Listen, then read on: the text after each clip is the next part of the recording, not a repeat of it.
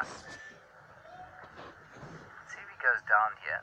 This is fantastic because it really is amazing how agile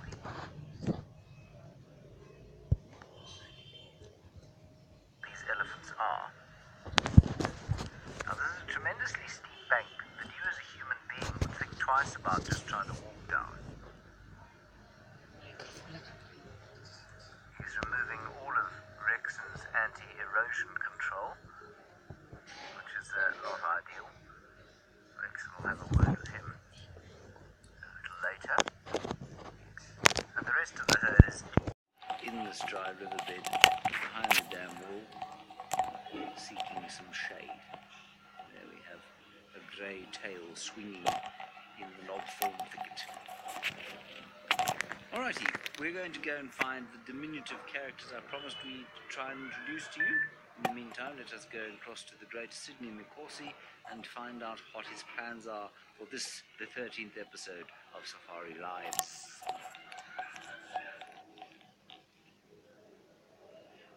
A very, very good afternoon and welcome to the beginning of the afternoon safari. My name is Sydney and I am traveling with Dave and Tony. We are going to keep this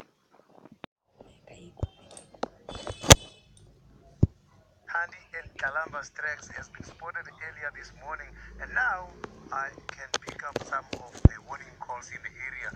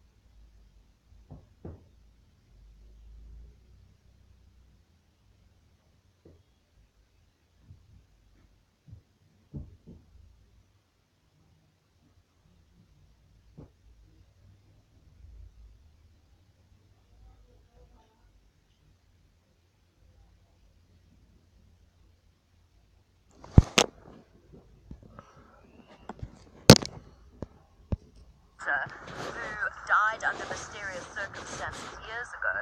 So there really is entire hope for the leadership of North Clan resting on two little cubs' shoulders. It's the unfortunate thing that we want to, as humans, look for a reason, we want to look for an answer, we want to know what happened. I don't think Waffles killed that cub. Even though she is a high-ranking female, she has a reputation as being very benign. I've never seen her overly aggressive, and I don't think she had a reason to. Doesn't mean she didn't, but that's just my personal opinion. I think perhaps the combination of the weather and the fact that Polar Bear didn't move her cub away from Waffles, so she was restricted to access whenever Waffles wasn't here, which might not have been good timing for that cub. Ooh, it's getting lighter. I think that might have been the reason, but the truth is, we'll never know. Unfortunately, poor Polar Bear hasn't come back ever since. We saw her the next day, briefly, and she's moved off, and chances are that we won't actually see her again for an extended period of time. Poor thing. Her daughter's been around. Deja Vu's been around. Well, I'm sorry that we have to show you all aspects of their lives, not just the happy moments. And that was a very tragic moment indeed. Waffles, usually with her good sense of timing, would pop her head up round about now, as she feels the rain lessening.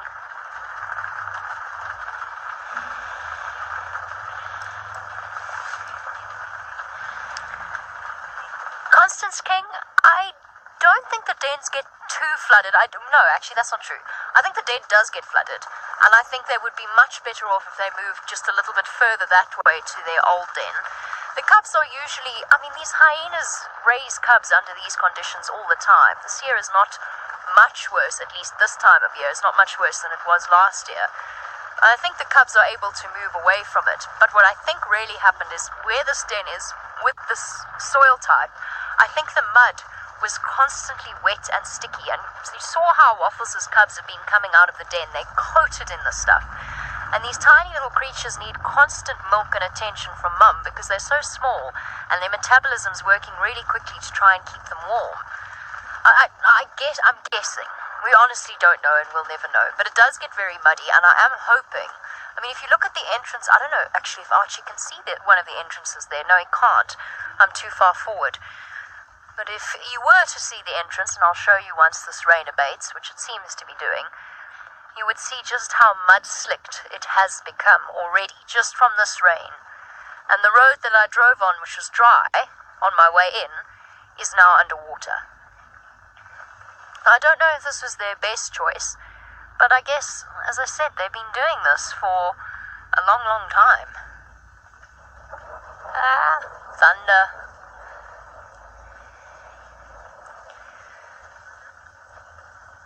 P-Heart, if the cub was bitten by a snake, which is a possibility, you want to know if that could poison the mother. No. It's the interesting thing about venom and poison and the difference between them. You could, most likely, I wouldn't advise it, please don't do this, but you could actually ingest an amount of venom. If you didn't have any cuts or injuries in your mouth or open gaps, your stomach acid would actually dissolve it. So if it had been bitten by a snake and if there was venom still in its body, the mother's eating it, she'd still be okay, most likely. Snake is not a bad suggestion. It is possible, particularly if it was seeking shelter from this horrendous weather. It just seems uncannily bad luck that it should have been Polar's cub, but then you never know. Waffles? It stopped raining now, almost. Just like that. It's over and done. Hopefully she'll come out once it passes properly. On a somewhat sad note from the Masai Mara and North Clan, let's go cheer ourselves up with Sydney and some lions. I am very lucky. I just managed to get hold of one of the beautiful young male lions. I can see there all by himself, not too sure which coalition is he belonging to. He's enjoying some sleep, but looking at the bellies, to me it seems like there's nothing in their bellies, unless maybe it's the positioning of sleeping.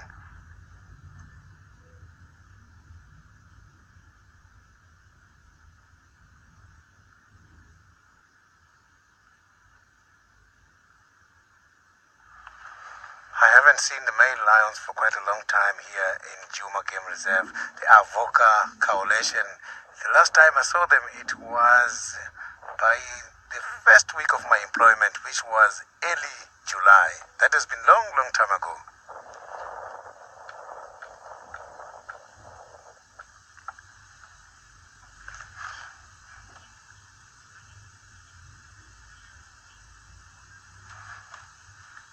I had a great sighting of the Nkuhuma lions this week, and these Nkuhuma lions, they did something very much interesting as they were trying to corner one of the oldest leopard in the property, Tingana. If it was not because of the big jackalberry tree, Tingana would have been caught by the Nkuhuma pride. The 11 members of the famous Nkuhuma pride were trying their luck with an attempt to catch the oldest dominant male leopard in Djuma, Tingana. Tingana was very lucky because leopards are more agile climbers than lions. That look from one of the lioness showed that if it had not been for the big jackalberry tree, Tingana would have been caught a few days ago. It was too much effort for the lions to climb after the leopard, and they would probably have killed Tingana for competition rather than actually eating him. That was tremendous. Those pride have proven to us that the lions indeed, they are the king of the jungle. You have seen Tingana up by the tree trying to avoid them by all means. So if it was not of that tree, I can promise you something would have happened that day there on Tingana.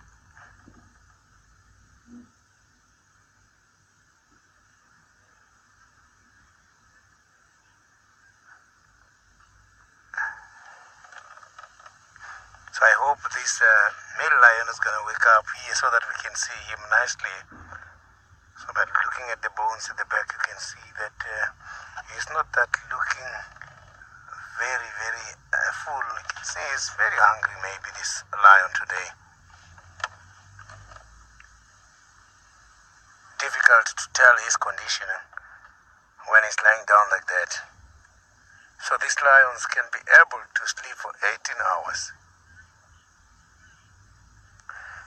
Switzerland, the lions are part of those animals which are not feeding every day. But some of the males who got kicked off from the prides, who are not even part of the coalition, walking by themselves, they do target small animals. And if, for instance, this kind of a big lion catch something like a scrub hair, it's obviously not going to last in the body. It will be digested very quickly. Lions, normally they eat after every 5 to 6 days. And that is determined by hunting activities. It's not like they are going to be successful on day 6. Sometimes it can be difficult.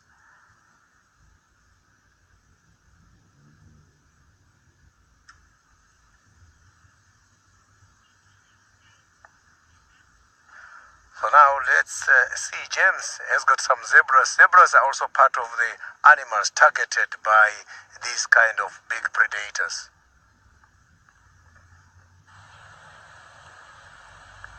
Yes, indeed they are, and especially at this time of the year, because there are no buffalo around at the moment. It's not necessarily this time of year, but at this time, because there are no buffalo around, if you know what I mean. Subtle difference there. So those are some zebras, and we also have some wildebeest with them. There they are.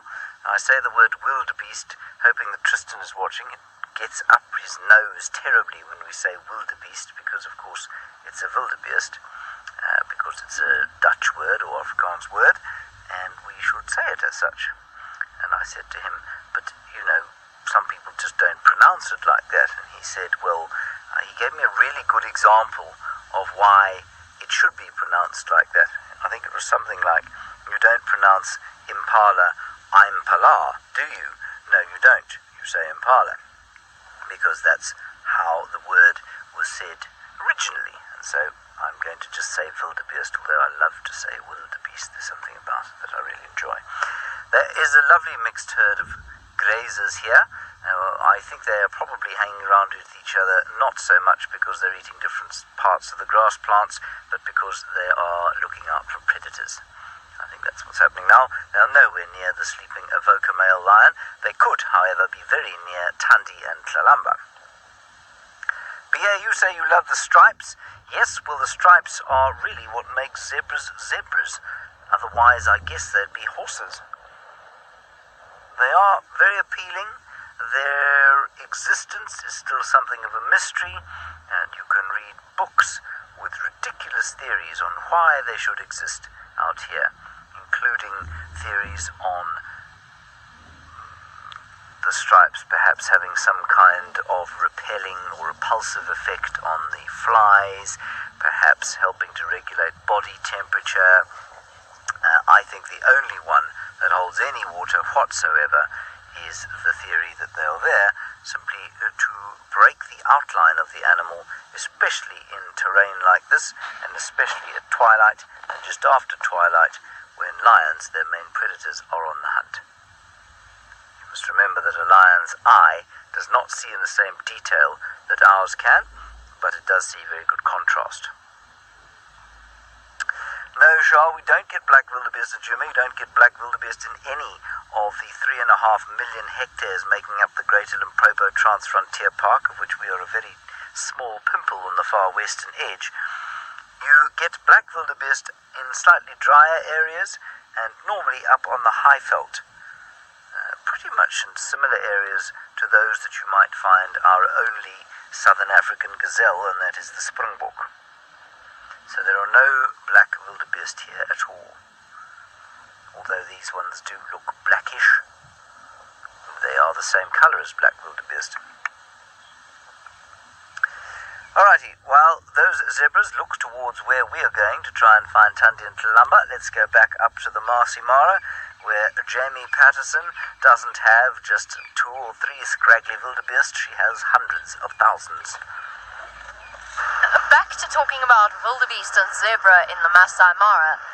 The rain, well, slightly inconvenient for us, is a truly good thing over this part of the triangle, because what that means is that it's going to keep the migration here for longer.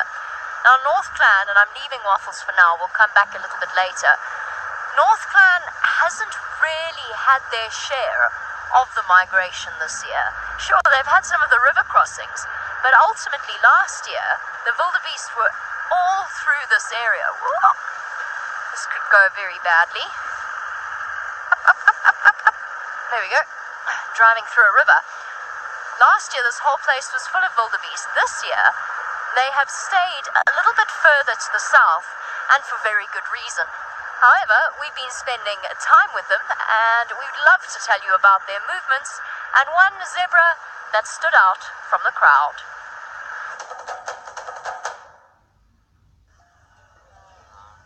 A massive portion of the migration remain in the south of the Mara Triangle, on the fresh green flush of the burnt areas, as well as the lush grazing of the salt lick.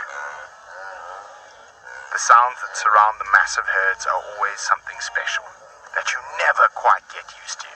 That, coupled with the sheer numbers, is always spectacular. We were extremely lucky to find a rare leucistic zebra amongst the herds. It is always special to see something out of the ordinary, and this golden zebra was a real treat. To the north, a few scattered herds of zebra and wildebeest were around the main crossing points. A small herd of 15 individuals decided to brave the Mara River. The crocodiles have had a tough time this year, with very few large crossings in their haunts. They wasted no time heading for the small group of zebra.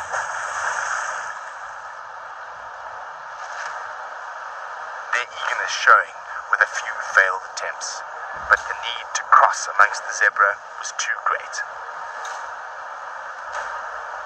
And as saurian reinforcements arrived, the fate of one brave zebra was sealed. A battle for the zebra continued as the behemoths drifted downstream.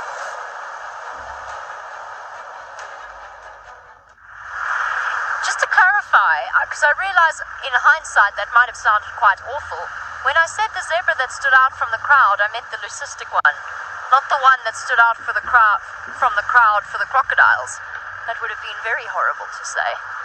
Oh, there's the migration. We think of it as these terribly tragic crossings, and yes, it is phenomenally sad to witness a zebra like that being caught by a crocodile through no fault of its own. It was just the wrong zebra in the wrong place in the queue coming through the river.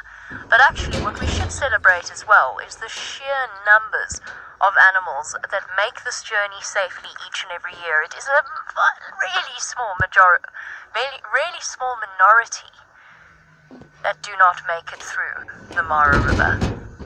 The topies are included in the migration as well, that antelope in front of the zebra, and a lot of them are heavily, heavily pregnant. Bob, funny you should ask that, because we've got we have some tales of some cantankerous herbivores to tell you a little bit later in the afternoon, but yes, sometimes herbivores do fight with other herbivores. Aha, that's what I was looking for. Those topi are looking at it too. There's a hyena of North Clan stalking through the muddy area, waiting for the opportunity to hunt. We'll go that way in a bit, but first I must answer Bob's question. Rhino, buffalo, elephant are usually the ones that chase other herbivores around. They for some reason don't like to share their personal space, and they often do. Particularly buffalo bulls, but all of the larger herbivores, and hippo. Hippo will actually do it, and in fact, sometimes during the migration, a hippopotamus will actually step in and kill a poor unsuspecting zebra or wildebeest simply because it has come too close to them in their water. Usually that happens when there's not much space, when there's lots of competition in the water, and the hippos are stressed and their tempers pushed to breaking point. But yes, herbivores can be aggressive towards other herbivores. You get random instances where something like a topi will chase a Thompson's gazelle for no apparent reason. Okay, I'm going to go catch up with this hyena that's up ahead, because I want to see what they get up to. We know they like this weather, but also because I still haven't found the communal den. Angela, it's an interesting thing with the migration, and obviously it varies from year to year. You're looking at around about a duration of 4 months, But it can be longer, it can be shorter, so sometimes it's 5 months in really good conditions. And it really is entirely dependent upon the rain. There we go, that's exactly what I was expecting. I can't turn around, I'm stuck, I can't turn around. Okay, I'll get us to the hyena and then I'll turn around. So this year is expected to be short because there was so much rain earlier on in the year. Whereas the year before was a much longer year. For predators in certain places, wet conditions like this, hello you, looks like Waffles' son Ferg, predators like this, conditions like this are wonderful. But for the predators of South Africa, usually the dry season is their time of plenty.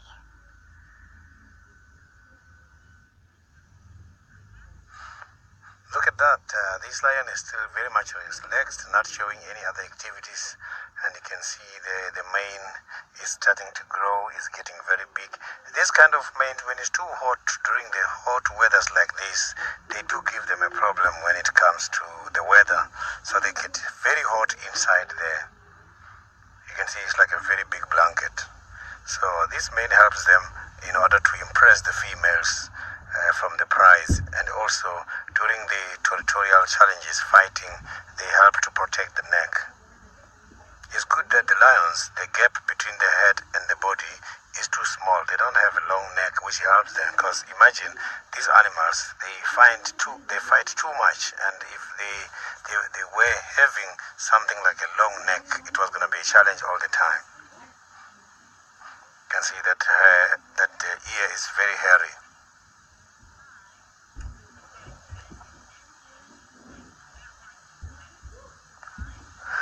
Sky, I am not too sure. That is something I am asking myself, because when I'm looking at this ischium, the bones at the back, the hip bones, I can see that he is not looking very healthy. Look at that.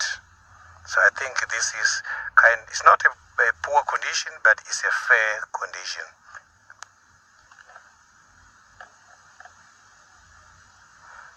So when considering the method called the bone marrow index, the method used in order to determine the health status of an animal, I can say this one is on a fair condition.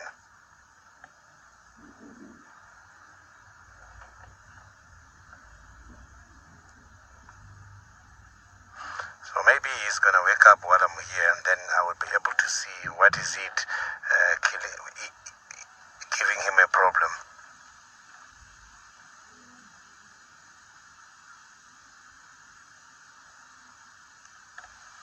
But when I got here, he was not sleeping. He was just very relaxed. The head was up. So I couldn't even notice that he's having some challenges. Look at that. These kind of animals, they've got to yawn a lot, because yawning helps them to cool the brain temperature.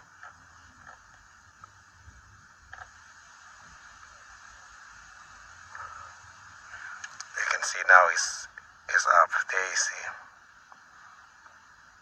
Maybe he heard me. He heard that I was very worried that we want to see him with the head up. Maybe he picked up something. You know, these animals can be very much inquisitive, and their irritability works nicely also when they're sleeping.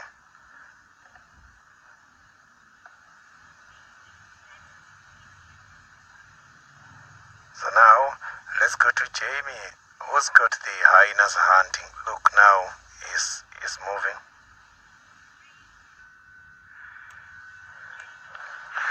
I was right. This is the weather for hunting hyenas, and Ferguson Farms, son of the matriarch, is at it. Now, this is basically how hyenas hunt in this weather. He's going to run backwards and forwards, and backwards and forwards, and he might lose interest or he might not. But essentially what he's hoping is that one of the antelope or the zebra is going to panic, slip and fall. He's looking around because some backup would be very useful in this whole process. Now he's dashing off that way. He's taking us into essentially a swamp, so I don't know how far we can follow him. But I've been dying to show you the hunting technique live, because chances are he's not going to be successful, but you just never know. And neither does he. And And already he's causing panic. He's getting Zebra to run away from him. We are so gonna get stuck. But not today. Not today. Oh, that was a mistake. Already he's outpaced me, so you can understand what it's like trying to follow, not find, follow a hyena when it's hunting. I don't want to look at the water under my wheels. I'm not looking. Where's he gone? I've lost him. Straight ahead, dead ahead. There he is. Got him. Well done, thank you. Onto the road.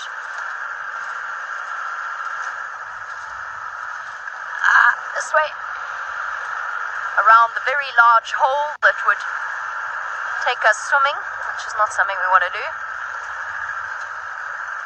Fergus, where have you gone?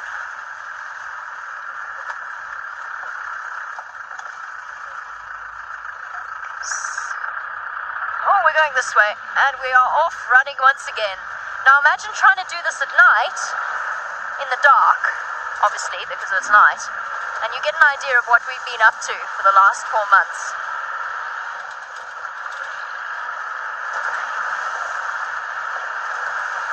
He is outpacing me. I'm going at 30 kilometers an hour because it's wet.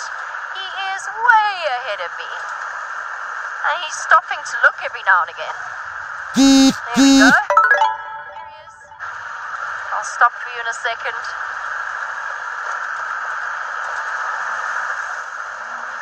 I'm sorry, Zebra. If you're not careful, I'm going to spray you. I'm going to give you a shower.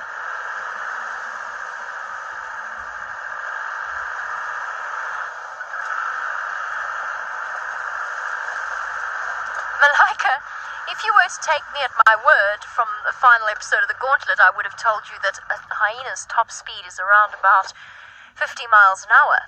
Now, that was because I got my kilometers and my miles mixed up. No, that is not true. They cannot run. Oh, look what you found yourself.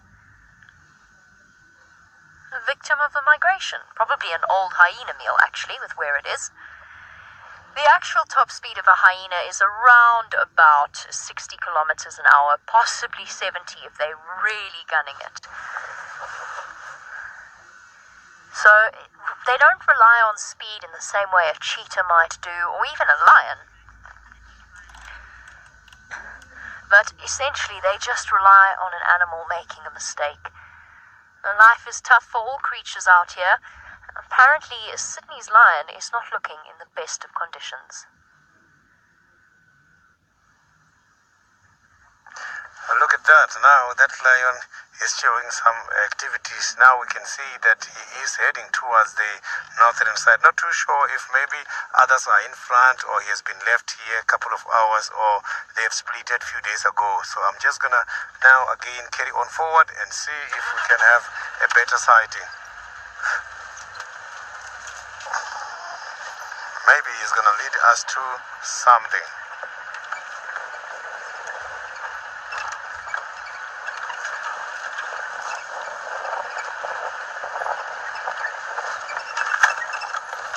So I have noticed that he is limping. I'm not too sure if he's limping from the fight or he's limping because he has been sleeping there from one side all day long.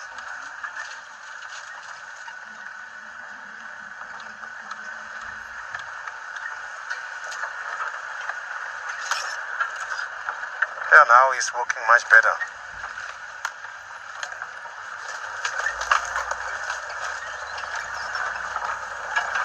Polecat mama, the lions can travel very long distances, especially the territorial males. The males, they walk much more long distances than the females because they've got a responsibility of patrolling their territories. So I'm not too sure in terms of the kilometers, but lions, they are active a lot for about 2 to 4 hours at night. They spend much of their time sleeping. Look at that. Now we've got a good sighting here from where I am. You can see that he picked up some noise. There was a decker. I just saw a decker from this drainage line going up. Maybe that is what he picked up now.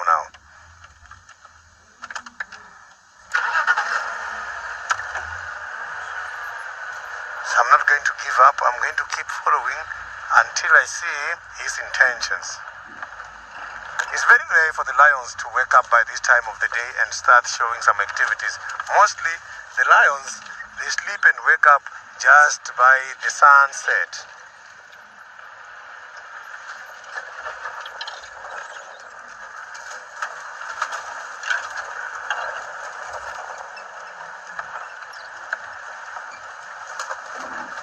So now let's go back to James, who is driving, and hear his plans.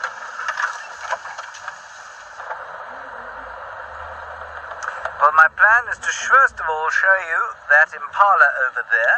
There's an impala just over there, a male impala, and the poor fellow unfortunately lost a cousin, possibly an aunt, maybe even a sister earlier this week to wild dogs.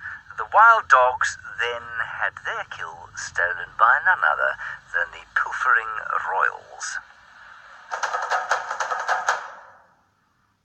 After following up on sounds of elephants vocalizing in the bush, we accidentally stumbled upon Tundi. She had managed to chase the wild dogs off their meal before she called Kalamba onto the scene. Kalamba quickly arrived and began to feed with relish. However, instead with a head rub. Fortunately for all Kalamba's efforts, Mom was still unsatisfied with where the carcass lay. And without hesitation, with relative ease, Tundi picked up the kill and dragged it to the safety of a thicket at the base of a tree. So a bit grim there. I mean, we've showed you a few grim things today so far, and I'm afraid there are a couple of grim things further to come. But very interesting nonetheless, and I think that was probably killed by one wild dog. I don't believe that Tundi would have taken on more than that, especially as it was too heavy for her to grab and quickly take up a tree. So I think you'll probably find that maybe one wild dog killed it, had a little bit to eat, and then either left it or she leapt in and chased it off. So fascinating there, and you can see that, the young Kalamba learning her mother's pilfering ways. All is at peace now amongst the impala males. You can see that they are not shouting at each other. They're not going, which is what they do, of course, in May, and that is because the rut is over. But what is very interesting as we go into spring is that this very little known secondary mating season is about to happen, and it is the only time that I have ever seen impala actually mating. And normally during the main May mating it happens at night. This will sometimes happen during the day, and so over the course of the next month make sure to make a stop at every impala herd and see if there isn't any impala mating going on. It's very interesting, and remember these babies will be born in February, just a very small cohort. Fascinating stuff as we go into the spring. Ooh, the stick trying to attack us. Let me run it down. That is what it deserves. I'm being facetious, everybody. I don't really believe the stick deserved that. It's just what happened. Right, here's the main body of the herd, which is very nice. We're still trying to find some tracks of Tundi and Kalamba. We haven't managed to have any luck. We will continue to search. In the meantime, back to the hyenas of the Masai Mara with Jamie. And quite astonishingly, they haven't had enough to eat yet. We are still with our hyena, who is finishing off an unfortunate member of the migration. I think it looks like a wildebeest, but honestly, I'm not 100% certain. I also said it was Ferg with great confidence. Listen. There's a lion roaring. Off in the distance, unfortunately, we're about to get hit by the second wave of the storm on its way towards us. I know where that line is. I'll try and see if I can get there, although I don't think we will. What have you got? I said it was Ferg, but he's also soaking wet and fluffed up. I'm not 100% sure. Of course, this is where hyenas come in extraordinarily useful in an ecosystem such as this, particularly during the migration. Lions have a tendency to kill and leave, especially when they are full. They'll often go on something like a killing spree or something akin to a killing spree at night and then abandon the carcasses. And hyenas are usually the cleanup crew. They'll come through, along with the vultures, of course, and they will finish off what they can. They're still hunting during the migration, but you'll probably find that they are hunting less than they might otherwise. In this particular time of year, they can let the lions do the hard work for them. Speaking of lions, let's go across to Sydney before his lion vanishes across a boundary.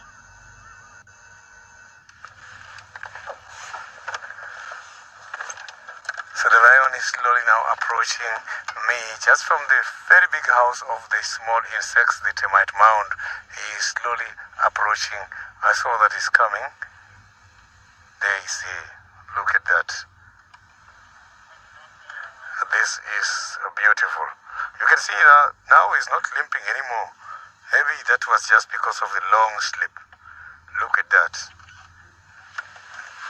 This is very beautiful with the reflection of the light. Some just child of Infos. The avokas has been roaring. Last week I have heard them. I suspected that is them while I was watching the unkuhumas at night. Look at that. So I'm just going to try and reverse so that we can keep following these big man lion.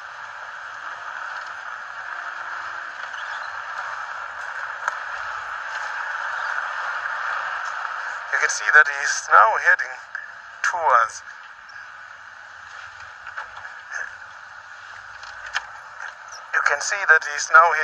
the boundary. Look at that. So this is beautiful. You can see the tip of the tail is nice, bushy and black.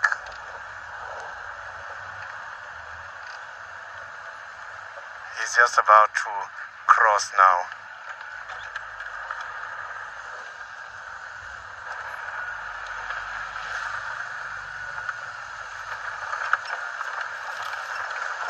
There's some other stations, vehicles coming to join me.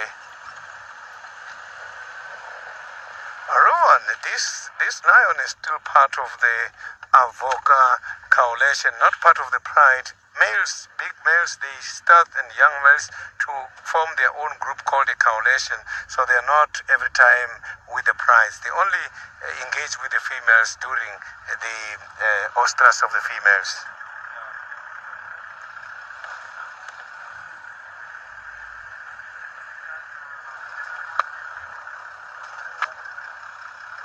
So now that lion is disappearing towards the private property.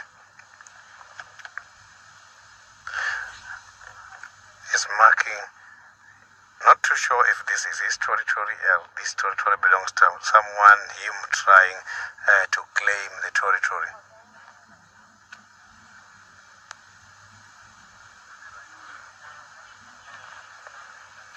So now let's go to the Masai Mara. Let's go to Jamie, who's got the lovely hyena. Interesting hyenas of the Mara. Guess who showed up to the party? We're not actually, despite the speed at which we drove, that far away from Waffles' natal den. She's come to investigate what her son is up to, and I'm pretty certain it's her son, just watching the way that they've been interacting around this pile of all the bones. Waffles is hungry. She's been at the den. She really has been a phenomenally dedicated mother.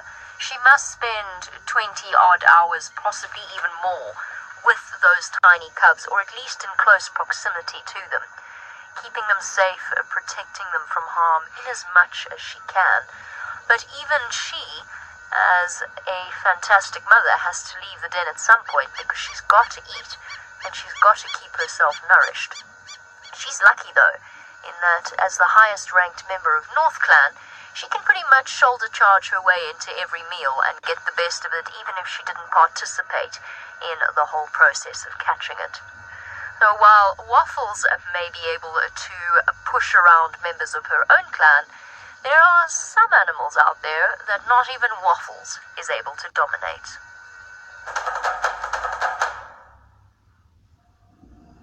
The hyena of North Clan were nervous on the first day of spring, and for good reason.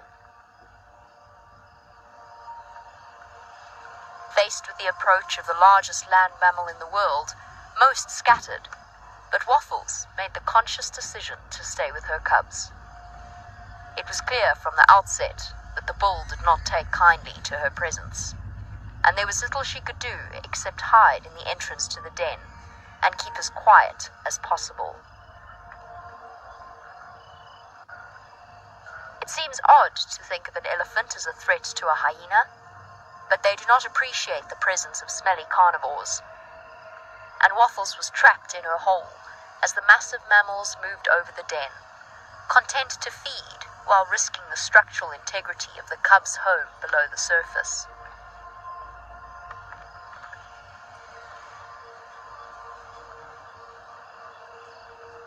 We held our breath as the elephant came within a foot of turning Waffles into a pancake. The departure of the elephants did not mean respite for Waffles, as next to pass by was a herd of male buffalo. Buffalo are known to be almost irrationally cantankerous, and once again, the dignified queen was forced to hide in a somewhat undignified manner. Perhaps it was my imagination, but when Waffles finally emerged and the threat had passed, she looked decidedly disgruntled with life, before, quite literally, going to ground for the rest of the day. Well, just personally, I happen to find Waffles quite expressive as hyenas go, but that might, of course, entirely be a product of my anthropomorphizing her and the rest of her clan. They are going to hunt. They are wandering off in the direction of the zebra she's just called while we were showing you the encounter with the elephants and the buffalo, calling the rest of her clan to her side, and they have no choice but to answer her call. It is built into their instinct, so they're going to be coming. Unfortunately, although the rest of the clan is arriving, so is the storm off to the west of us. No, that's the east. Off to the east of us. And I need to go. I can't stay with her because the road is already a river. Once the second lot hits, I'm going to have to run. Say my name, boy. Interesting. Say my name, boy would like to know who the females such as Waffles mate with. They will mate with the immigrant males, males that have dispersed and moved in from another clan, which is what most hyenas, especially in this area, will do at around about 3 or so years old once they reach sexual maturity, and what Waffles' son Fergus will be doing very soon. When a male does that, he falls to the bottom of the clan hierarchy. However, some males don't migrate, or immigrate. Not migrate, that's the wrong word. Sorry, I've got migration on the brain. They don't immigrate, they move on to different clans. I mean, they stay in the same clan, and they will not really be allowed to mate with their mothers or sisters, but they will mate with other females that are unrelated. Waffles is vanishing off and disappearing. We have to run from the rain, we really do. So while we do that, go and entertain yourself with a very brightly coloured bird. Here's a very bright bird that I haven't put on camera for a very long time. I'm not sure why, other than to say I've done it so many times before. But as we go into the summer months, of course, we are going to be concentrating a lot on birds. This is not a migratory bird, of course. It is a residential bird. And it is, of course, the lilac-breasted roller. We did find tracks of Tundi. They were the same tracks, I think, that they found earlier today. And so the mystery as to where she is right now continues to, well, confound us, frankly. We'll keep on trying as we look at this gorgeous bird, see if there aren't perhaps some alarm calls somewhere along the way. See, this bird is scandalized by something. Perhaps it will see Tundi coming out of the drainage line in front of us.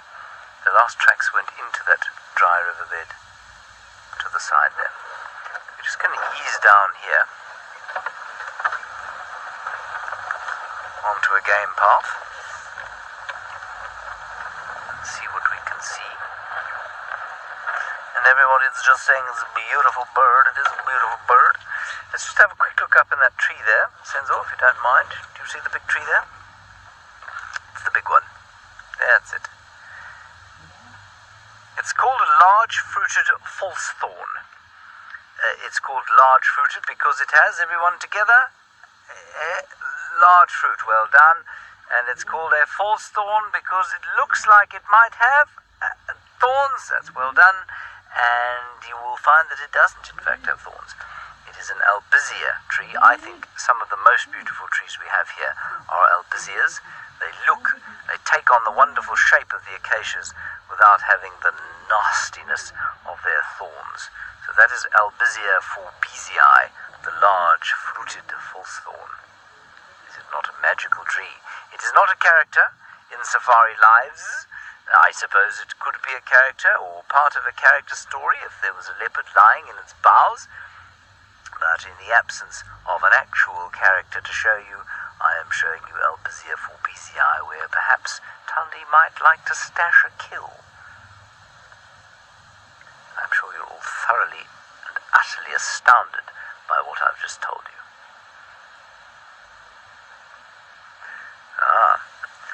Now, just to the east of where I now sit lies a riverbed, the riverbed of the Great Mlomati, in which there are many tambuti groves, the perfect conditions for afternoon hunting.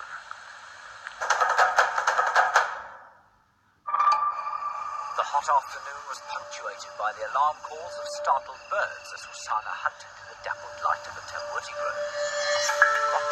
Spotted.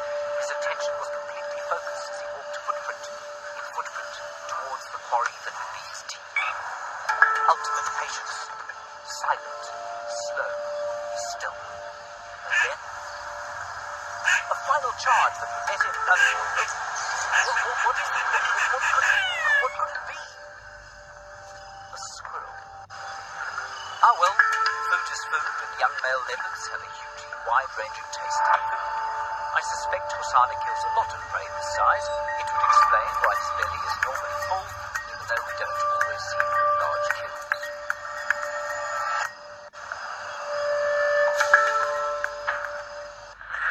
So that was quite an amusing thing, and what we didn't show you there, because obviously there's been quite a lot of gore already and there still is more to come, is that Hosana was astonishingly skillful at dissecting that squirrel. So basically what he did was he used his incisors to open up the front of the squirrel and take out the guts. He didn't use his paws at all, he just managed to use gravity and his sharp teeth. Let's just peer down into the riverbed there. That's where the tracks have gone. And he managed to extract the alimentary canal, drop it on the floor, and then that was it. Now, apparently, we're not going to talk about viscera any further. We are going to go across to some cute baby elephants.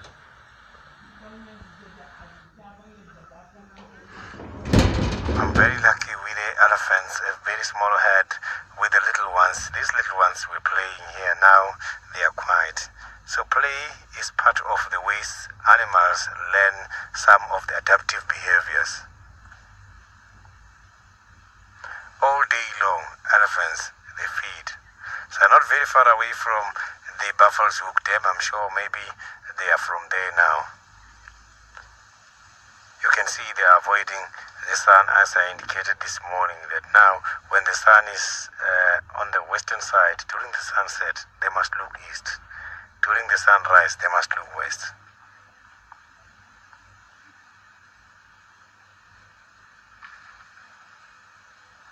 So these animals, they help the vegetation a lot, because when the elephants are defecating every time is when they're creating the manure for the vegetation to grow.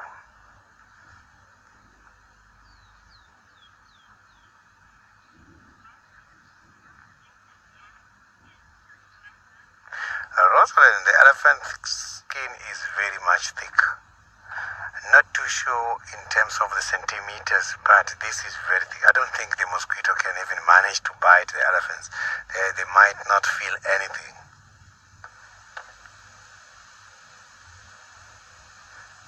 does have quite a lot of hairs. You can't see these hairs, but when you're very nice and close, you can see that this body does have a little bit of hairs.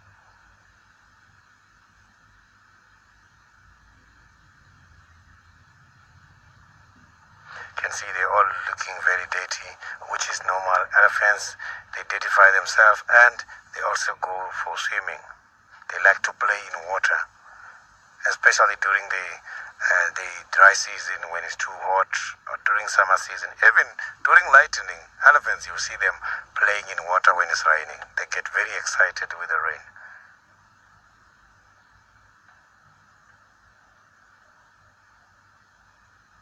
So the elephants can live 65 years, and what caused them to die mostly is soon as they start losing the teeth is when it's going to be very difficult for them to chew. And once they cannot chew, this kind of a very big body size, 5,000 kilograms, it needs quite a lot of energy. Now that they're feeding on very dry grass and they pick up the roots and get all the nutrients, they must have to go very often to the water holes in order to drink because the food is dry at the moment.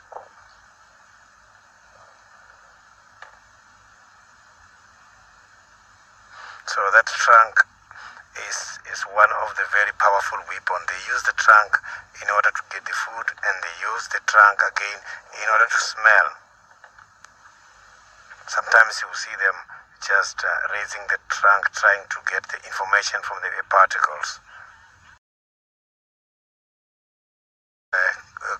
of the dirty from the ice, or else maybe you might find that it's something. Can't see very well what it is there, but they've got to clean the ice every time. You can see there's even some hairs there covering the ice, protecting the ice from the dust. It's just like us. When we sleep in the morning, we do get those kind of white stuff coming from the ice. They also sleep, elephants, during the daytime sometimes, but not very often. It's very rare to find them sleeping, but sometimes they sleep under these big trees and also on top, lifting their head against the termite mound. I've seen that. You can see the little one now is going very fast looking for the other one. There's 2 or 3 small ones here. So I'm just gonna now try to reallocate the better spot for the sighting and see if we can see them nicely.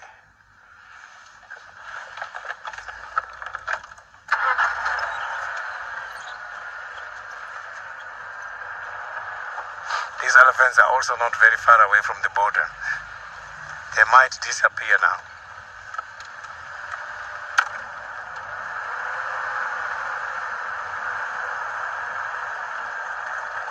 Child of the universe, the elephants, they are not selective.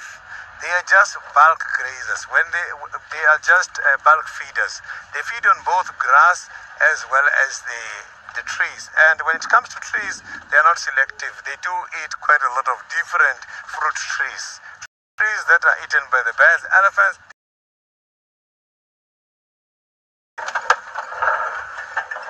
So now let's go to James, who is searching for the leopard. Maybe he will be lucky with the leopards. Well, maybe he will, or maybe he'll just show you a duiker or two. Stop running. Stop running. Stop. Gone. Ah, what a fantastic sighting. Wasn't that amazing? Just gorgeous stuff. No luck, everybody. You may be able to tell that from the slightly downhearted way in which I'm speaking. Senzo, let's do that dove. Hello, little dove. Humble as you are. It's nice to see you. Senzo, can you see the dove? It's the one crawling on the ground there. There we are, middle of picture. There we go, well done. Cape turtle dove. Oh, and the sound of the bearded woodpecker. Tip, tip, tip, tip, tip, tip, tip, tip, tip, tip, tip, tip. I was rather hoping that around this waterhole would be Hothala or Tingama. But lace and a lack, no, nothing. Just the humble dove.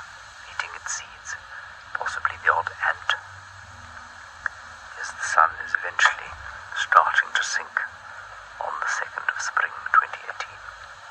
Oh, and Senzo spotted a bird that looks like, I think that's just the wind.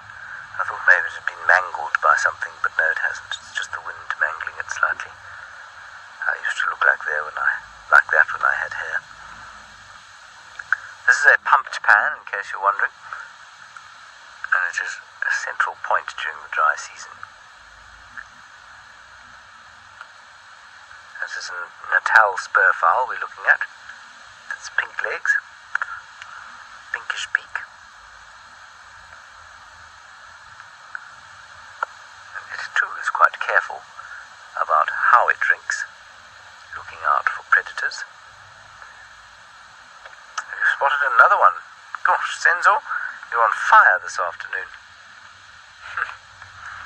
Another Natal spurfowl, 2 Natal spurfowls and 1 dove. Phew-wee. I'm just sitting here wondering if perhaps the leopard didn't get a pitch up, because I'm pretty sure that at some stage one might. It's been a hot day.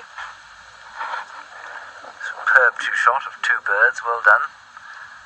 Senzo, you're on fire, as I said. Now, if your fire could extend to a spotted cat, that would be fantastic.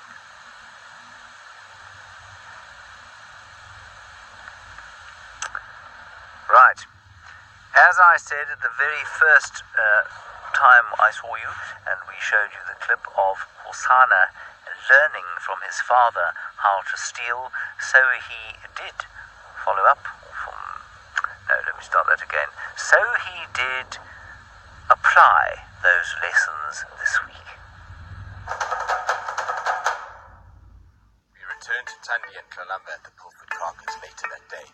As we arrived, we found Tundi dragging the kill to a nearby marilla. With sheer power and grace, the 12-year-old female showed all her experience as she hoisted the kill. She then positioned it safely out of the reaches of marauding scavengers that were sure to come as darkness fell.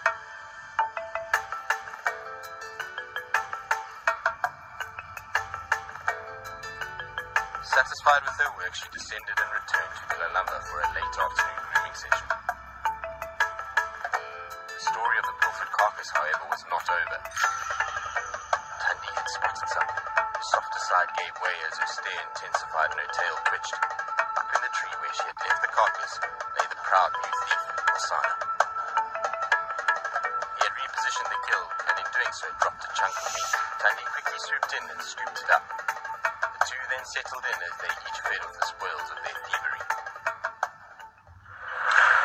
Now, when we watched that clip in the final control before we came out on drive, there was a ripple of laughter that fluttered through the room at the sight of Hosana's smug-looking face as he sat in the tree there. And I don't know why it is, but he really does have a bit of kind of showman clownship about him, if you like. It was just very funny to watch him sitting there, not quite gormlessly, but one cannot feel any resentment for him stealing the kill from his sister. It just seems to be what he does, and then he looked there clownishly into the blue. It was very amusing to watch. Here are some more impalas. Let's have a look at them, see if they are getting amorous with each other. No, they're just going to run away. Now, Hosana, of course, is stealing, so is Tundi, and so is Tingana, and that is entirely normal. That is what all of the predators out here will do if they can. The notable exception, of course, is the wild dog, which will almost universally not scavenge. If they can avoid it, they will kill their own fresh meat, unless something is very fresh and dead in front of them, then they might try and eat that. Cheetahs, likewise, unlikely to scavenge, just simply because they are not built for it. They try and avoid other predators, and so if there happens to be a predator on a piece of meat, you can be sure that a cheetah will just avoid it rather than try to steal that piece of meat. But the rest of them scavenge away at will.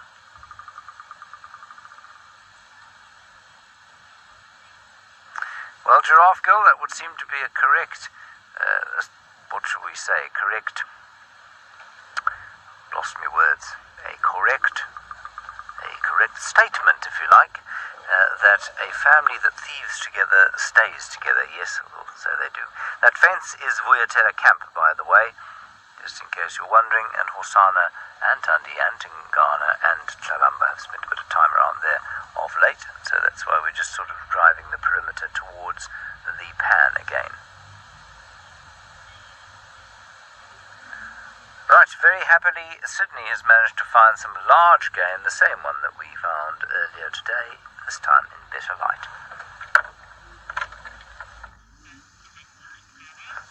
Very much interesting to see that the little one doesn't know how to use the trunk. Is trying to grab some of the small plants and the strengths are not there, and instead is going down just to break it from the inner parts of the mouth. Is battling to break these small plants from the trees. So these little ones, they are born while these mothers are standing. So the little one has to hit the ground as a wake-up call in order to kickstart their life. That must be painful. Them and the giraffe, they are very popular when it comes to that. So little ones, they go to eat droppings of their mothers when they're still very new. The twins has been recorded in some of the areas. I have seen that, but I haven't experienced it. I've never seen it by myself happening, but I have seen that a lot of sources are indicating that yes, rarely they do have twins. So these babies, when they're still young, they have got to eat droppings of their mothers in order to get the digestive bacteria. They are born free of all bacteria. To get the bacteria, they must do a caprophagic behavior. They must come and eat droppings of the old ones in order to get some digestive bacteria. Otherwise, they are going to battle in the stomachs.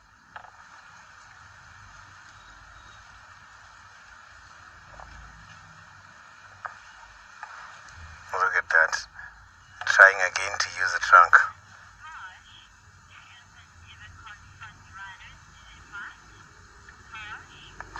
Gosh, the elephants and rhinos, they do fight.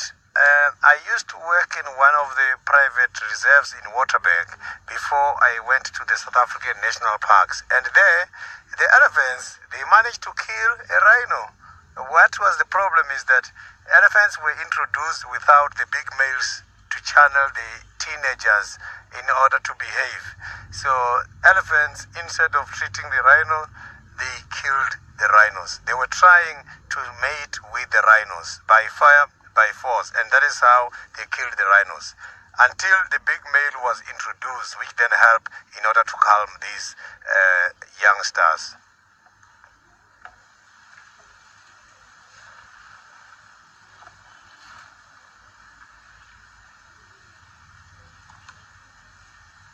So these elephants here in Djuma are not that very destructive. Elephants can be very destructive, especially now during the dry season when food availability is very much scarce.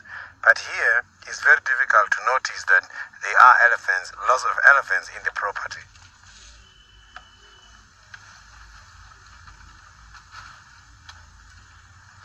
Sometimes elephants, when having the little ones, they just uproot trees. They push trees down just to give their little ones an accessibility to the food. And they won't eat and finish that tree. They will eat and leave it and move on to the next tree. That is why in the bush here, some of the trees you can see that they are just to regenerate the branches from the effects done by these elephants as they are trying to regrow again while the branches are lying on the ground. They are not standing straight.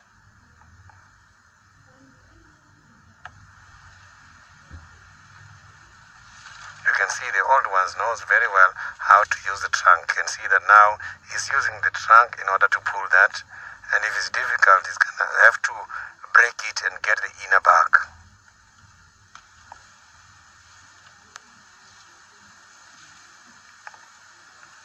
The little one also managed to pick up something from the trunk.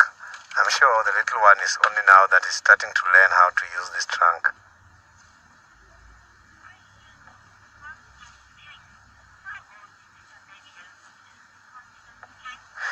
Constance King, looking at the size of that baby, I am sure is the baby which is now approximately 2 to 3 years. It's not that very old. I can see that this baby is still very small. These babies, when they are born weighing 120 kilograms. That is a lot.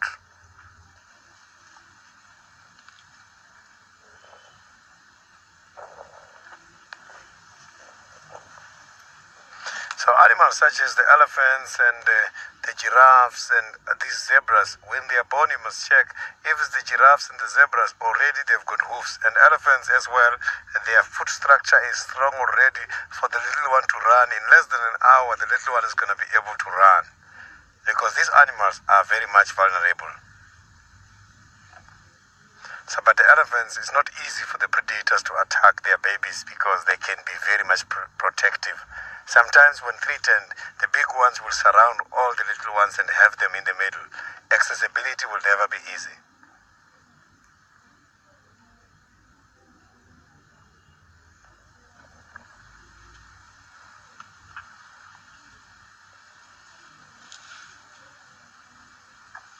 So if you can check in the droppings of the elephants, you will see that the vegetation material is not finally digested. What they're eating now, some of these things is still going to come out as they are.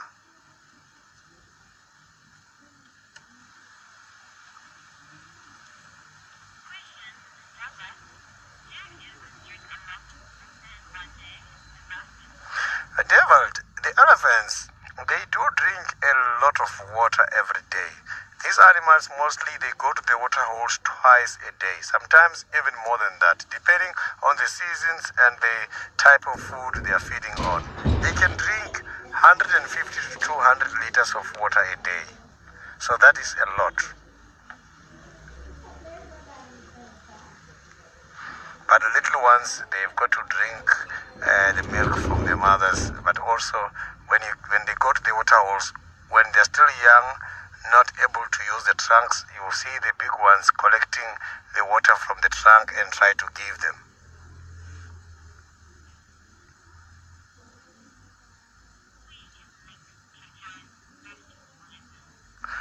So now let's go back to James, who is on a search for the leopard. Maybe he's got some fresh tracks there. Not too sure how successful he is.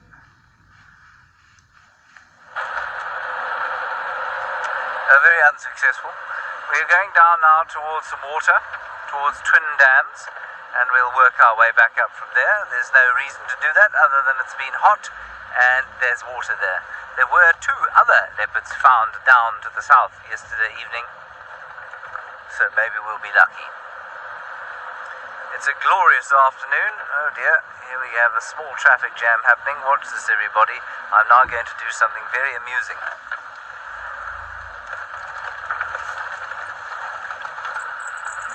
Good afternoon. Yes.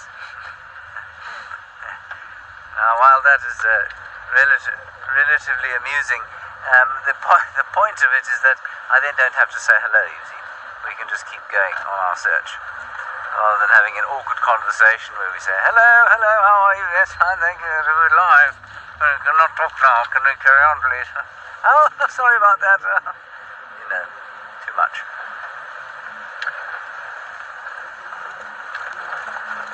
Oh dear. I can't believe it. Herbert has just found a leopard where we were. Sorry, Herbie, I missed that. I've just been past Gallagher Pan. What have you got there? I can't believe it. Copy, I'd like to make my way if I can. Herbert has managed to find Hosanna where we were looking. This does not surprise me greatly, because Herbert is a genius. Apparently he can't see him very well, so we will slowly wind our way up there. And we'll see if we get lucky.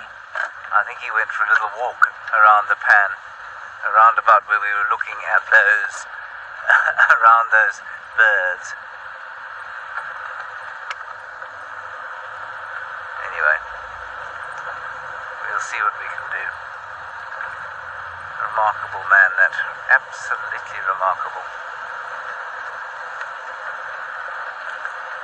Otherwise, things have not been massively successful. I see that Andrew did not come from Trindam, so that's where we will continue to go. Gemma, yes, Murphy's Law and Herbie's skill is basically what happened there. I'm not sure that it was too much of Murphy, probably much more of Herbie, and not enough skill brought to bear by myself. Anyway. Miss Anna, you say I need glasses. Yes, quite possibly. I actually don't have short sight, but maybe some glasses would help. It would be quite useful if I could have some leopard spotting glasses. It was slightly embarrassing when that happens. Of course, I didn't have to confess it to you, which I probably shouldn't have. Right, we're at the waterhole now. What is there? Any of our characters for Safari Lives? No, just a Diker, which is now almost certainly going to run away. Yes, there it goes. Running away. Oh, no, caught. In no man's land. Now what do you do? What are you going to do? Eat a jackalberry. Fruit. Thank you, Senzo, for your leveling skills. The sun has now set. That sort of dusk breeze has begun to blow. And as the Diker makes its way out of frame, I think we're going to make our way back towards where Herberto has found Hosanna. That's a very fine-looking Diker ram. Yes, you thought you heard me say that, didn't you? Often see them this confidingly. I think he thinks we can't see him. There are a lot of these things around, and you don't realize how many until you drive around here in the dead of night, flashing your spotlight from side to side, because then you realize that there are hundreds and hundreds of Diker around this area.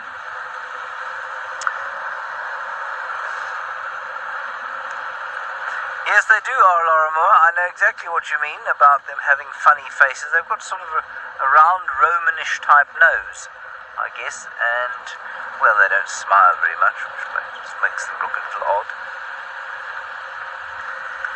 There's nothing drinking here.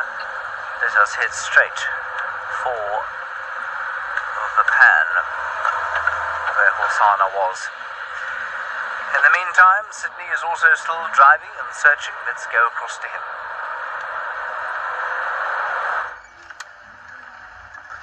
I am now heading towards the Trinzem area just to see if maybe we can find a leopard or something in that area. So, but now here where I am, I've got a very beautiful spot. I am right on a very beautiful spot for the sunset in Africa. Look at that. This is lovely. Every time I come here, by this time of the day, I always enjoy this kind of sightings, the sunset. Sunset is something people don't take into consideration. But here in Africa, I can promise you, sunset will never get old. Every time, it's looking new.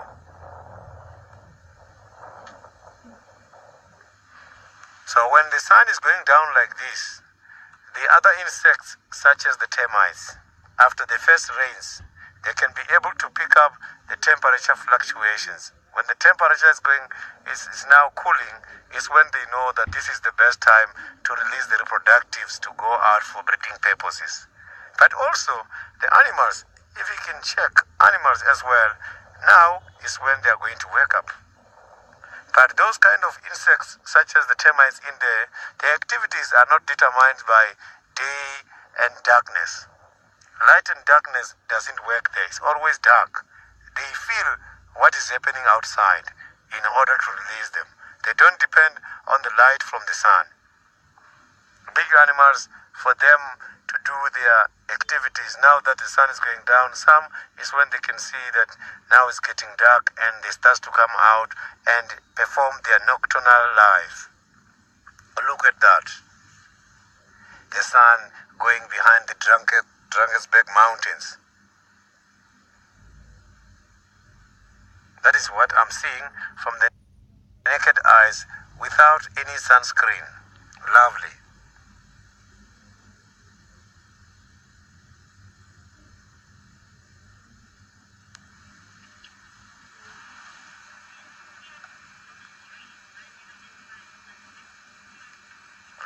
Tears from a dream. You are exactly the same like me. Sunset to me is always very, very interesting. So now I am going to go down towards the Twinsdam area and see if I can find something interesting. Maybe I'll see a leopard. I'm missing Tani and Kalamba. Not too sure if James is winning on that side. So now let's go to James. He's winning. He won. He's going towards a leopard.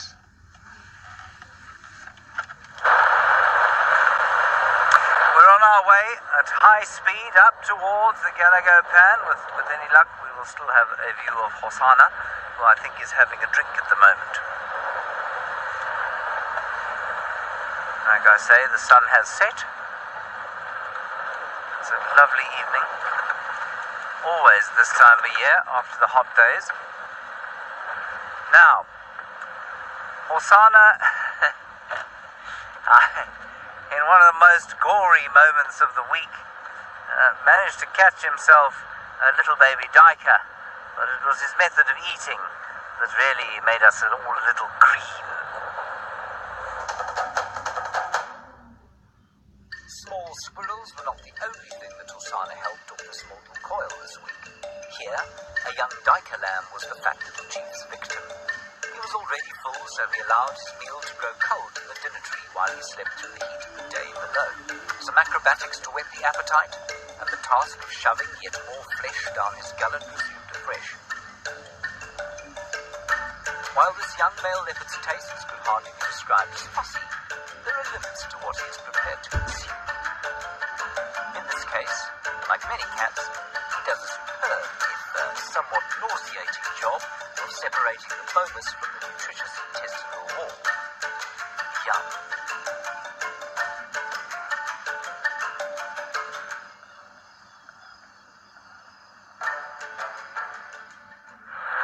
Well, that clip didn't quite show the full extent of what he was doing there. It took him, I would say, a good 3 minutes or so to suck or push, if you like, all of the bolus through the stomach lining, and then it kind of made a disgusting squelching noise and fell onto the floor, which we didn't think would be appropriate to show you. We all felt very ill afterwards, but you can see that he does certainly have some interesting tastes, but that no cat is prepared to eat the muck that comes out of their prey's stomach. Fair enough. I wouldn't either, but they certainly are fans of haggis, which is basically what they ate there. I'm just going to quickly talk to Herbert. Herbie, I'm on quarantine.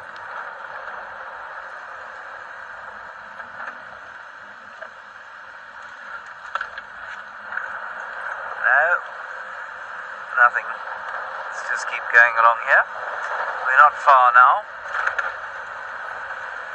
Now, since then, Hosanna seems to have come down into this area. Well, obviously he has. He's just near the Gallagher Pan, and he hasn't moved from here. I saw him twice on foot in the drainage line just to the sort of, well, I guess you could say north of our camp, next to the Gallagher Pan, and for about 3 nights now, he's just kind of spent his time around there.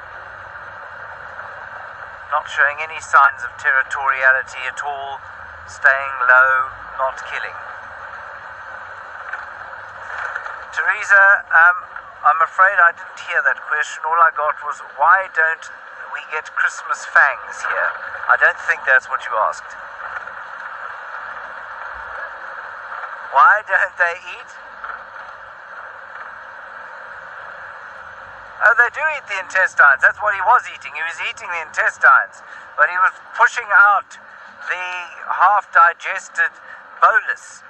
So the bolus is the kind of masticated grass and crushed up grass that eventually passes into the intestines. And what he was doing there is sucking the intestine was going down his throat, and then the bolus was coming out. They didn't want to eat that. They absolutely eat intestine. Not always, but they do. They like it. I mean, like is probably a strong word.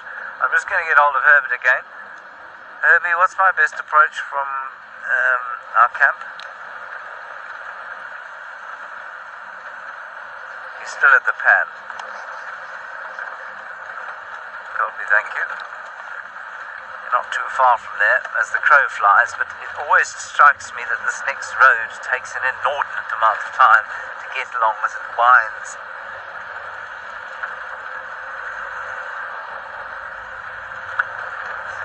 I do feel that we should show you at least one character from our Safari Lives show during the course of the next few minutes. We haven't managed to find one from Juma.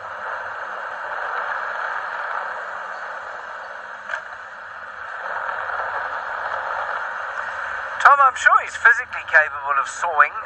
He certainly hasn't sawed yet, as far as we know, but he would only saw if he was trying to be territorial, which he isn't yet. He's not really old enough for that. Interestingly, Michael Fleetwood, who you might know, is a very avid viewer and follower of our animals all over the place, and he found some record of what he is fairly sure is Hukumuri as a cub. Looked to me around about 10 or 11 months old in, when was it? It was 2013, which would put Hukumuri, this young male leopard, not at 6 years old, but at maybe just 5. Now, how that relates to this story, of course, is that Hosana is now approaching, well, he's not nearly 3 yet, but he's 2.5. And, you know, I still think he's got at least 18 months before he would start behaving in a territorial fashion. I must say, I think it'd be quite nice if he stayed around here. Tingana had another 18 months of glory and then kind of retired in situ. And that would be very nice if Hosana just took over from him. There is the magical prince himself, sitting on top of the termite mound. Marvellous, marvellous stuff. Courtesy of the great H. Causa. All of you know the great H. Causa, of course, because he is the man who walks with us, and he's guiding this afternoon. You just pull a little turn around this way. A couple of sticks in the way.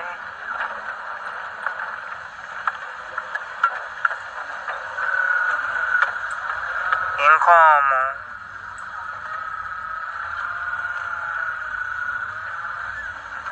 Sorry everybody, I'm making a hash of this. I'm really making an utter hash. If you laugh at me again, Senzo, I'm going to be forced to remove you from the car by means of a buffalo thorn. There you are. There he is. I always get the impression that young Hosana is pretending to be regal. And he feels every so often, after behaving like a clown, that he should pretend to be regal. That's what he's doing now.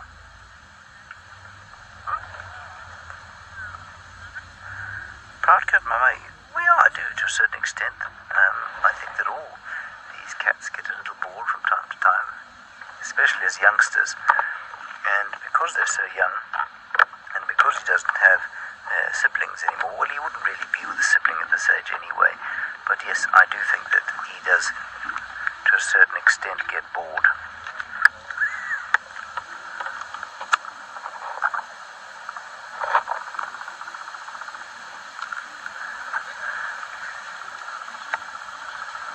Now, the reason that you're not seeing Jamie at the moment is not because she finds any of you offensive. It is because she has been savaged by lightning. Well, she hasn't actually. She's avoiding being savaged by lightning.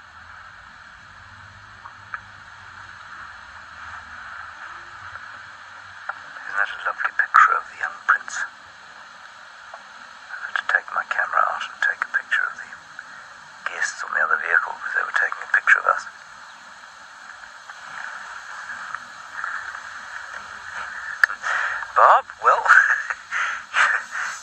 you and you say, what is sawing when it pertains to animals? You've only heard it used pertaining to construction or carpentry.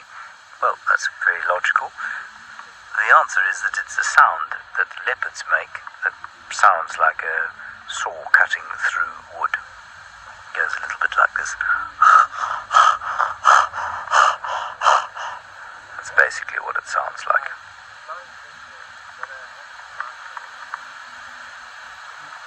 And he is not sawing yet because he's not a territorial male. He's just lurking in his dad's territory at the moment, and we are so grateful for his lurking in his dad's territory. We see him almost on a daily basis and thoroughly enjoy his antics.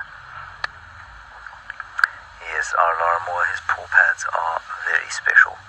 I don't know why they're special. I couldn't tell you what it is about them that makes me feel or agree with you that they are special, but they most certainly are very special paw pads indeed. As is his tail.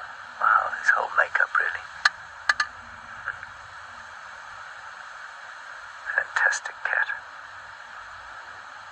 So he's been sleeping very close to here while I was bemoaning the Cape Turtle Dove and the two Natal spur fowls that sends all at his best to create an entertaining segment from. Well, he was not far from here.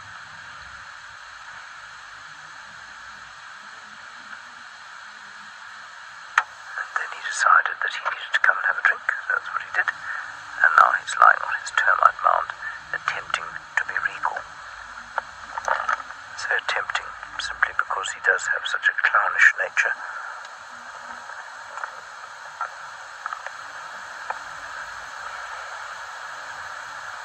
There we go, heads up, he's listening to the call of the Scops owl.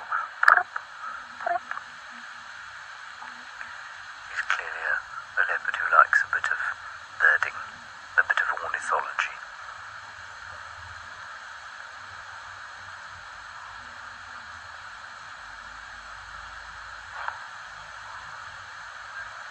Righty, well, here we sit with Hulsana. Sydney is going to now have to search for other cats. Let's see what he comes up with. I am now heading towards the tree house dam just to go and see if maybe I'll be lucky with Tandy and Talamba, as the last track of these two cats, they got disappeared somewhere in that area.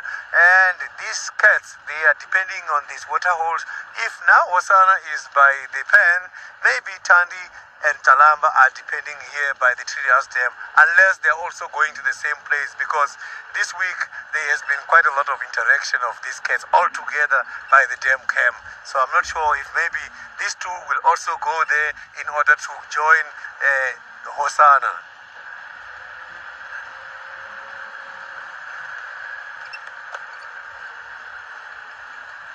No alarm call, nothing is very much quiet at the moment.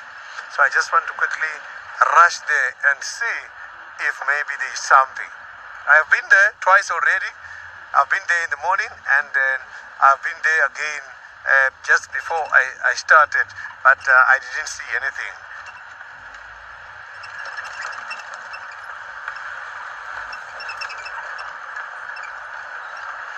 So Tandy and Talamba, they are playing some hide and seek.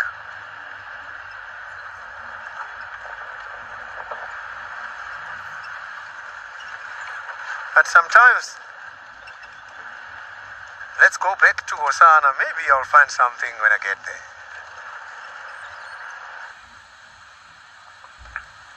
Maybe he'll find something. Well, yes, maybe he'll find that Scops owl he is talking about.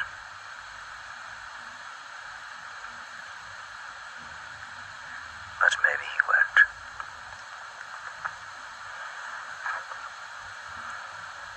I think he's not particularly hungry. He hasn't had a Sunday roast yet, but I don't think that he's after anything right now. Angelina, yes, absolutely. Termites would bite him on his bottom if he lay upon an open chimney where there were soldiers guarding the entrance. They would most certainly bite him on his bottom, and you'd go, ooh, like that. You'd see him go, ooh, and then he'd probably move from where he is now. But there are no termites currently building chimneys on this mound. This mound may in fact be dormant. There may not secrets in it at all. But he'd be careful of climbing any mound that had open chimneys, because he will know that they bite.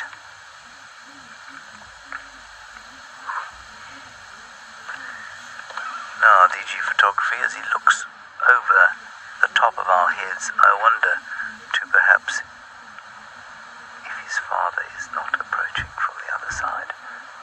This is going to be very interesting. DG photography, he will most likely retain that pink nose, yes. He's staring completely fixedly over there. Look at him.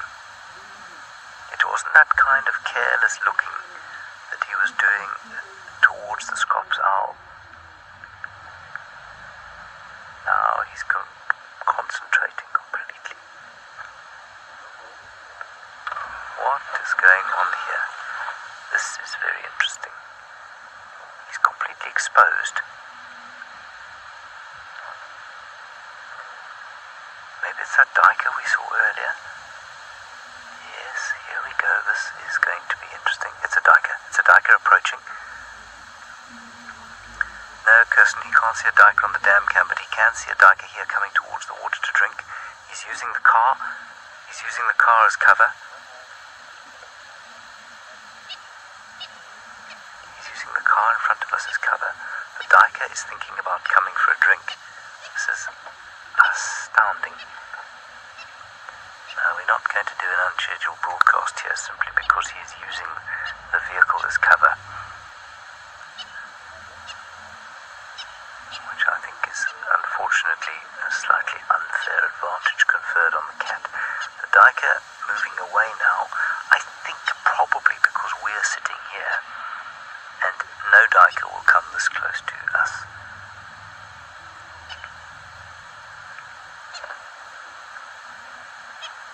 But clearly he's thinking that it would be quite nice to eat. Can't see the diker anymore. The tail just trying to tell the bird to shut up. He's peering out from behind the Cheetah Plains vehicle's back tire. Very fixed and concentrated. Now he's looking up towards the guest Cheetah Plains as if to say, don't you dare speak. Don't you dare let that diker know that I'm here.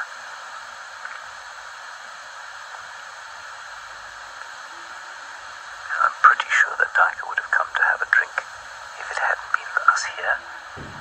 There he is now. He's going round to the back of the car to see if he can't get himself a gin and tonic. No, he's not really doing that. He's going to go round and see.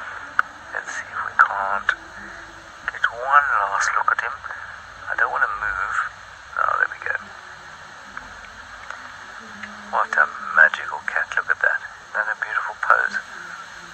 He is a poser as well as being a clown. Alrighty. Let's just... We're going to move around the side. He is seeking cover. He is hunting the diker. Let's just wait and see what he does first from here.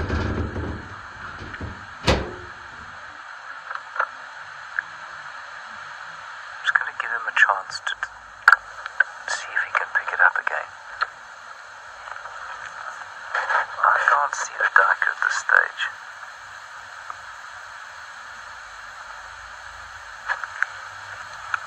But we can still see the cat. You can still see Horsana. So let's just stay exactly where we are, actually. I think this is fine.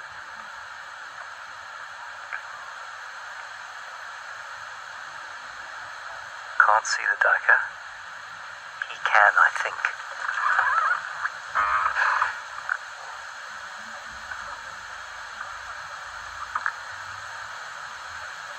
You can hear there's a great deal of consternation on the vehicle in front of us. Somebody's got pins and needles in their legs.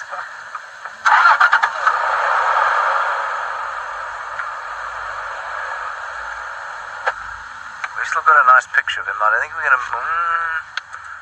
should we move a little bit? I'm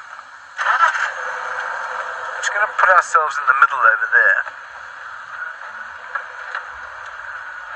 I can still see him. Let's just put ourselves in the middle here. We've got a long-range lens, so we don't have to get very close. But in order to get any light on him with the infrared, we might have to be a little bit closer. Right, we're going to stop over here. Now, I'm afraid, everyone, we don't have the FLIR. Older Sidders has got the FLIR on his car. So we've just got our eyes infrared.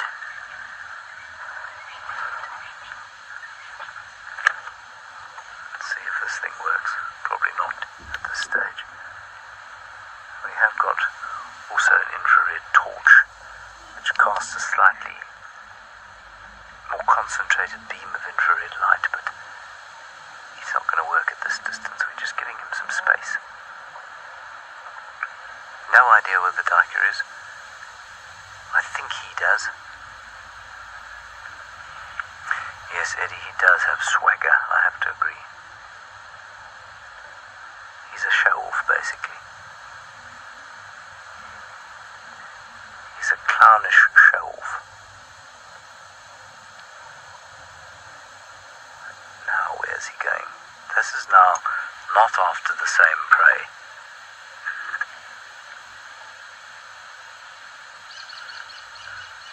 Let's just see what he does for the next 2 minutes. I don't think we'll extend the drive, because I'll tell you why, I'm not going to go crashing in there after him. That's a beautiful shot, though, that we still have there. No, he's still hunting the same diker. He's trying to get around. Still see him there. Well done, Senzor. I mean, that's perfect, isn't it? He's losing concentration now, though. See, he's looking at other things. And there might be an easier quarry through there. He's definitely lost focus on this current diker, though.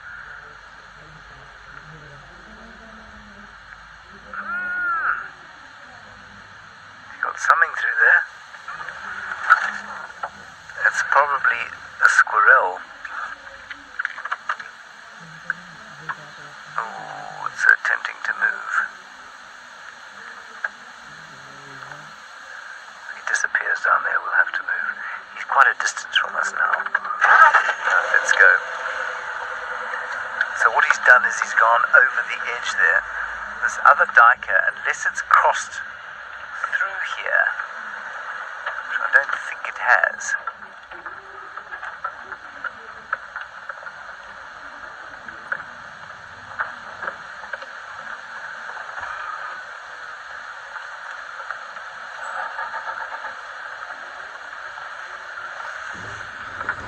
All of you wishing him well in his hunt.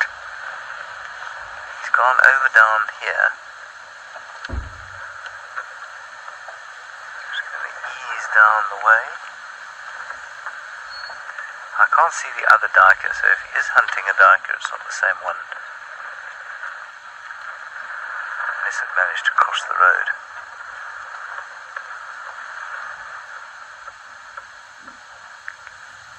Yeah, I'm not going to follow him in there, everybody. He's obviously on the hunt. Can you see him in there?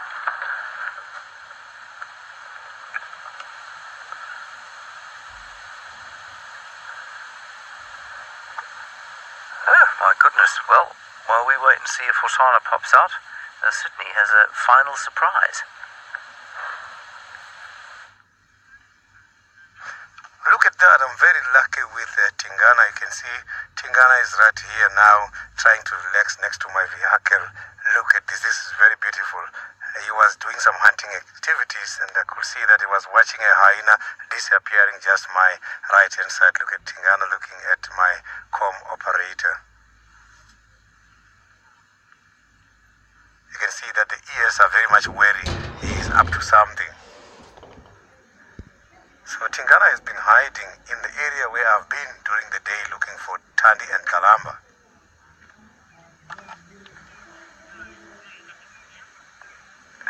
This is a lovely animal. This is my favorite cat here in Juma. Look at that. He's just going right to the back of the vehicle, following the hyena. Look at that.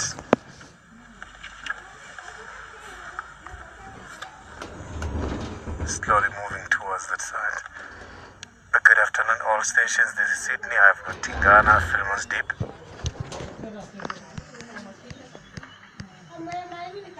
So right there where Tingana is going is where I've seen the hyena disappearing. What made me to see Tingana, I was